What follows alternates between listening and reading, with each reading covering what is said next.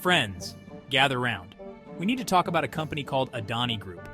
They're kind of a big deal, if big deal means Indian conglomerate with fingers in everything from ports to power plants. Led by billionaire Gautam Adani, they're like the love child of Elon Musk and John D. Rockefeller, but with less space travel and more coal. Now you might be wondering why an American TV show is talking about an Indian company. Well, buckle up, because Adani's gotten themselves into some hot water, the kind that involves the FBI, accusations of bribery, and enough legal paperwork to wallpaper the Taj Mahal. This isn't just some internal Indian squabble, folks. This is a story with global implications, and it all starts with a knock on the door. Picture this, 2023, a swanky apartment in Mumbai. Sagar Adani, brother of our main man Gautam, is enjoying his morning chai when suddenly, BAM! The FBI, with the subtlety of a rhinoceros in a china shop, bursts in. Turns out, they weren't there for cookies. See, the feds had been sniffing around Adani's business dealings for a while.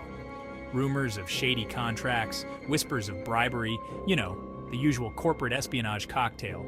This raid was the culmination of their investigation, and boy did it send shockwaves. Fast forward to 2024, and the Department of Justice drops the bomb. A formal indictment against Gautam Adani and 7 associates. The charge?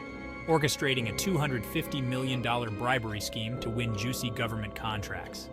Not exactly a good look for a company trying to be a global player. Needless to say, this wasn't just another Tuesday for the Adani Group.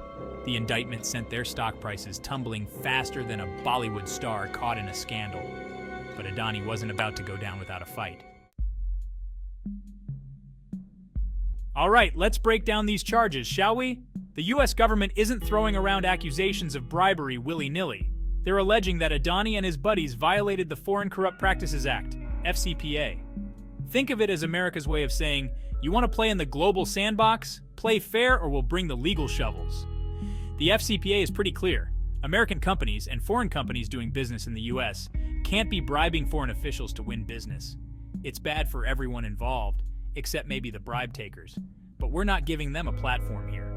The DOJ claims Adani used a network of shell companies and secret bank accounts to funnel money to government officials in exchange for favorable treatment.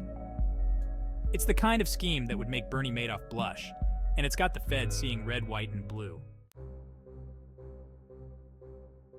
Section 4. Adani's fight back denials and counter-allegations.